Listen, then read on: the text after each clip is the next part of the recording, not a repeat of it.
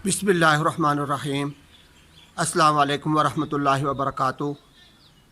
मेरे भाइयों और दोस्तों, बादशाह हारून रशीद के दौर के अंदर एक इंसान को माली मुश्किलात पेश आ गईं, उसको कुछ हाजतें पड़ गईं और वो अपनी मदद के लिए बादशाह हारून रशीद के पास आया।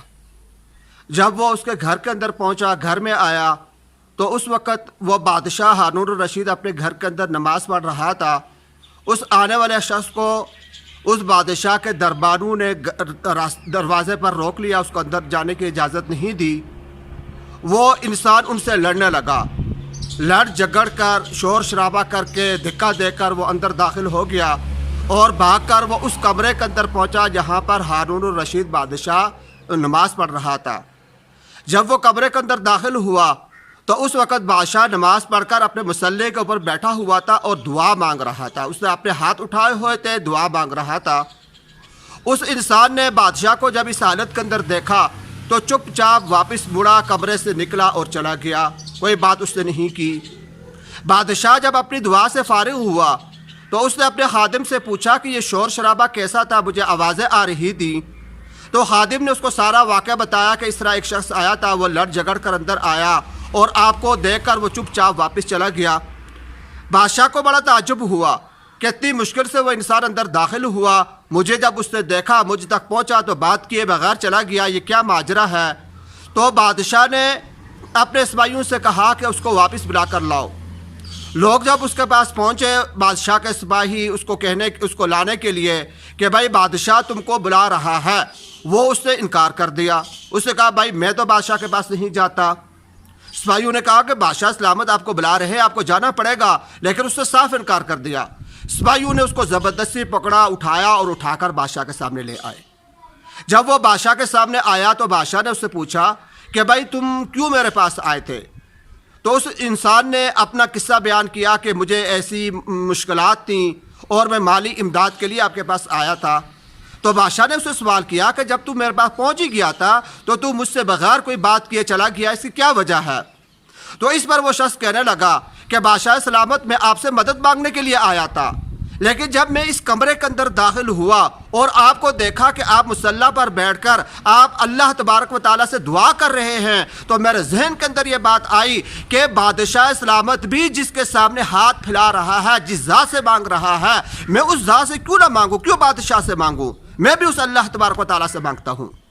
बादशाह ये बात सुनकर बड़ा मुतासिर हुआ और बादशाह ने जो हस्ब रवायत जैसा कि वो लोगों की इमदाद किया करता था, जितने पैसे जितने अशरफियाँ दिरहम उनको दिया करता था, उससे कहीं ज़्यादा उस इंसान को देने का हुक्म दिया कि इसको इतनी अशरफियाँ या इतने दिनार दे दिए जाएँ।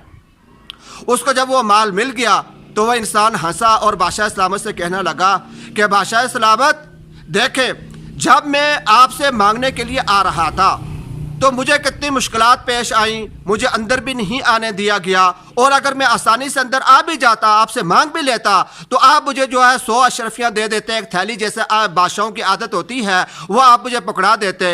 लेकिन जब मेरी नज़र अल्लाह तबारक व तआला पर गई कि मैं सिर्फ अल्लाह से मांगूंगा, बादशाह से नहीं मांगूंगा, तो अल्लाह तबारक व तआला ने ऐसा इंतज़ाम किया कि खुद ज़बरदस्ती मुझे पकड़कर आपके पास लाया गया और अल्लाह तबारक व तआला ने आपके जहन के अंदर ये बात डाली कि जितना जो कुछ आप पहले मुझे देते, इससे कहीं ज़्यादा आपने मुझे दे दिया है। यह है अल्लाह तबारक व तआला पर नज़र करने की जज़ा, कि जब इंसान अल्लाह तबारक व तआला की तरफ देखता है, अपना मसला अल्लाह के सामने रखता है, तो अल्लाह तबारक व तआला अपने बंदे की इस तरीके से मदद करते हैं। तो मेरे भाइयों और दोस्तों, इस वाक़े से हमें यह बात मालूम होती है कि अगर हम अपने मसाइल अल्लाह तबारक व तआला के सामने रखेंगे तो अल्लाह तबारक व तआला हमारे मसाइल पर नज़र सानी, अल्लाह तबारक व तआला हमारे मसाइल को हल करेंगे, अपनी शान के मुताबिक हल करेंगे।